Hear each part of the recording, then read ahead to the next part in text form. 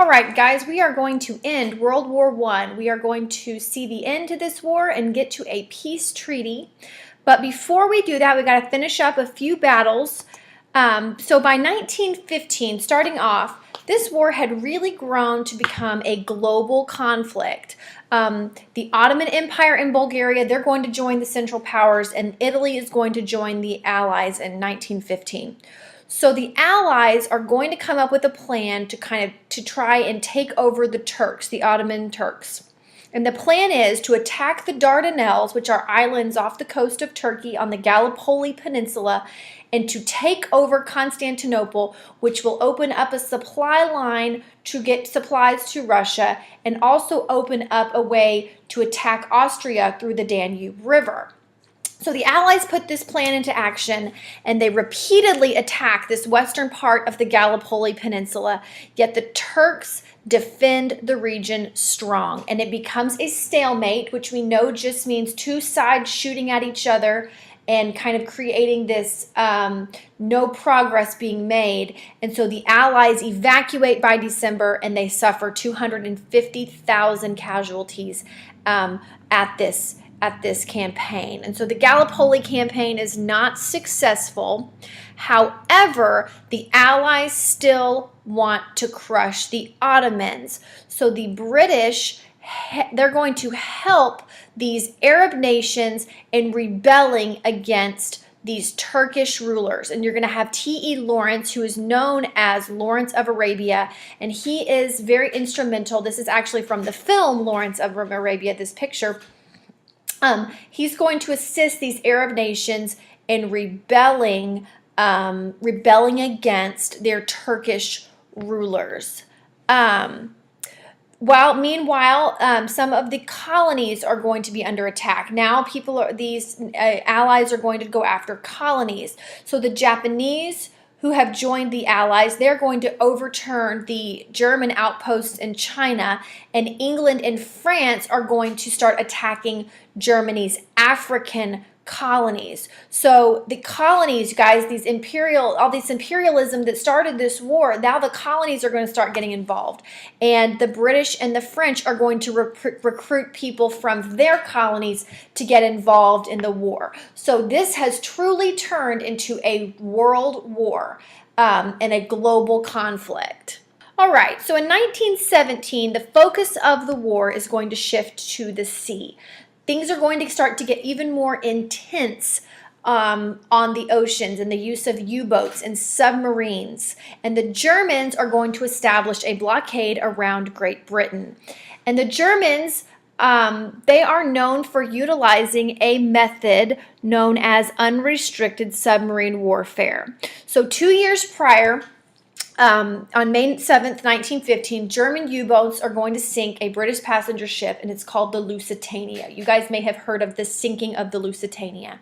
But it's very influential because it kills nearly 1,200 people, and 128 United States citizens are among those killed. So the United States is going to have some interest in the sinking of the Lusitania. And after that, Germany poses 2 more attacks. After they do this, the United States protests, and Germany agrees to quit. However, in 1917, Germany reissues that they are going to start utilizing this method of unrestricted submarine warfare. So basically sinking any passenger ship that is going to become in any of the waters around Great Britain. So this policy and Germany's use of this policy is going to upset the United States. All right, so again, in 1917, Germany is going to begin using unrestricted submarine warfare again. And what happens is that they are not very fearful of the United States getting involved because they think that they're going to be able to starve British forces with this blockade before the United States has time to react. But they do something that's going to initiate the United States again.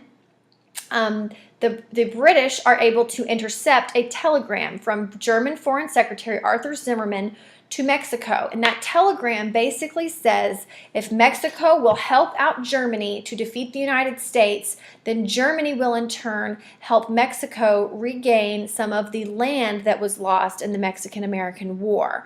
So it's a deal being struck between Mexico and Germany. So once this note is intercepted, America sees this as the last straw and joins the Allies in World War I on April 2nd, 1917. All right. So as the United States enters the war, I want to look at some of the changes that are going to take place on the home front. The Great War, World War I, the reason why it's known as the Great War is because it's going to touch the lives of all of the civilians involved, not just the military. And World War I becomes what is known as a total war, meaning all of the countries involved in World War I are going to devote all of their resources and their energy on winning the conflict at home as well as on the battlefield. So you're going to start to see lots of changes on the home front as each country is engaged in this total war. First of all, the economy is going to change. You're going to start to see governments control the economy during this wartime. Production is going to change from peacetime industries to now more wartime industries where they're manufacturing weapons and supplies for their soldiers. Rationing is going to take place where people are only going to be able to buy certain amounts of goods that are needed for the war effort. They're going to take their rationing books and they're only going to be able to buy so many loaves of bread or so many cartons of milk because that necessary food is needed overseas and for the men on the battlefield. You're going to see propaganda in all of these countries. Guys, this is not just the United States. In Europe as well, you're going to see lots of propaganda, one-sided information. The governments of these countries fighting wanted you to believe that their nation was winning or that the Allied or Central Powers was winning. And so you had a lot of censored news. They wouldn't tell a lot of bad news that might be happening. And any anti-war sentiment, any anti-war propaganda was oftentimes suppressed by the government because they wanted to keep people supporting this war because, like I said, it was a total war. So they needed the backing of the people at home. So you saw lots of propaganda, especially propaganda encouraging men to join the military. You're also going to see the role of women change. Women are going to replace the men in factories because the men are on the battlefield. So now women are going to step up into that role where they're going to take over and start working some of those jobs that the men were originally working at. So the home front is going to look a little bit different as this total war consumes Europe. And Europe, as well as the United States, is going to take a hit on the home front. All right, so after the Russian Revolution, we know that Russia withdraws from the war. And so now this becomes a war mainly between Germany, Great Britain, France, and the United States. Now it becomes a fight for democracy, if you want to think of it that way, because now the Russians are no longer in it. So Germany sends all of their forces over to the Western Front. And in March of 1918, Germany is going to pose one final attack on the Allies in France. And this is going to open the largest artillery attack on France the war has ever seen. And Germany, they have a victory within reach, but they're very weak. They're low on supplies. They're low on men. And they are just exhausted. So the Allies are able to launch a counterattack with the help of the American soldiers who are now entered into the war. And this is the Second Battle of the Marne. The Allies bring 350 tanks, 2 million American troops, and they're going to move in toward Germany. And as they do that, the Central Powers are going to begin to crumble. And the Bulgarians, then the Turks are going to surrender. There's going to be a revolution in Austria-Hungary, which is going to bring their revolution to the end. And the Germans are going to overturn Kaiser Wilhelm II and turn Germany into a republic. And he is forced to step down. So the Central Powers are going to politically begin to crumble, as well as their army in the Western Front. So as a result of this, Germany, like I said, they overthrow Kaiser Wilhelm II. They declare themselves a republic. And so the German representative from their government meets with Marshal Foch, who is the Allied commander. They sign the armistice. And an armistice is just like a ceasefire or an agreement to stop fighting. So World War I officially ends on November 11th, 1918. Okay, during the war, before World War I had ended, Woodrow Wilson had already started lining out some ideas or some points for peace or points for post-war peace, pretty much. It's basically a proposal for peace, and this is known as the 14 points. And it basically focused on America's aims for war and what they hoped to accomplish and what they wanted a peaceful world to look like after the war was over. So what the 14 points, a few of them focus on, is redrawing Europe. So each nation has its own state, and nobody has control over these smaller nations. They wanted to create freedom of the seas. They wanted to end a secret diplomacy, so no more making deals in diplomacy secretly. And he wanted to create a peace organization that would ensure that conflict could be resolved without war, and that was creating the League of Nations.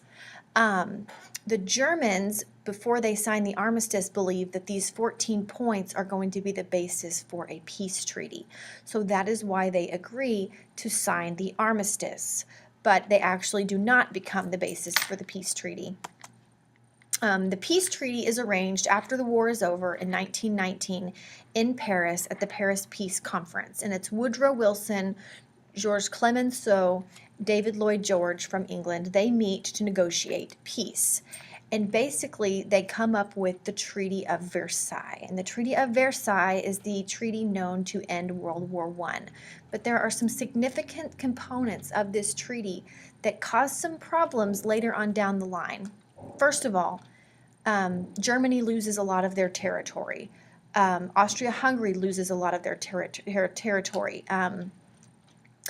Poland is created as an independent nation, and Germany loses its territory in France, and it loses all of its colonies. Germany is forced to accept the blame for the war, and that is known as the War Guilt Clause. And so Germany is forced to pay reparations for war, and that is going to cause economic problems in Germany because they are taking most of the blame and they are also having to pay. This is also going to segue into World War II because the Germans are unhappy about having to pay all of this war guilt and all of these reparations. Austria-Hungary and Turkey. Austria-Hungary is divided. It turns into the ethnic states are going to turn into what is known as Yugoslavia, and Turkey loses its Middle East territory, and so the Ottoman Empire is formed. What's left of it is formed into the nation of Turkey. The League of Nations is created, and that's just an international peace organization that is geared toward creating peace and trying to have conflict and solve conflict without creating war, like an international peace organization. And so that is created within the Treaty of Versailles. All right, so I just want to look at this map and show you just some observations that you can make. This is what Europe looks like before World War I. Well, this gives you kind of a glimpse into what Europe looks like after World War I. You see the formation of Yugoslavia here out of Serbia, Montenegro, and Albania. They become Yugoslavia. Austria-Hungary is split up into two separate nations. You have the formation of Czechoslovakia. You have these three nations that are created. Poland is created as an independent state. So you're going to have a lot of new nations created as a result of the Treaty of Versailles. And so if you want, just pause this map and kind of notice some of the differences between Europe before World War I and Europe after World War I. All right, another part of the Treaty of Versailles was the mandate system, and basically it mandated that the German colonies were divided and given to Britain and France as mandates. And what they did, these were territories that were ruled like colonies, but they were under the supervision of the League of Nations. And the intent was to eventually turn these nations over to themselves and create an independent rule. So basically, Germany's colonies are turned over to France and Great Britain in order to kind of segue into becoming their own independent nation. That's not going to make Germany very happy, but this mandate system is what's going to kind of segue into these colonies getting independence. Also, you're going to have the League of Nations that's created. It was there to promote disarmament, prevent war. They had no military force, so it was dependent on its members. There wasn't a military force created. It's consistent of a council and a court of international justice, but it was a very weak organization because powers like the United States and Russia refused to join. Even though it was created by Woodrow Wilson, Congress refused to join the League of Nations. So it's not going to be a successful organization. All right, let's have a quick check. Explain the concept of total war. So what is total war? What does it entail? How did Germany take the blame in the Treaty of Versailles? And why don't you go ahead and extend that question to tell me how is that going to affect World War II? And then I want you to explain the formation of the League of Nations and why was it not successful? Why did it not work? What is it? Why is it not successful?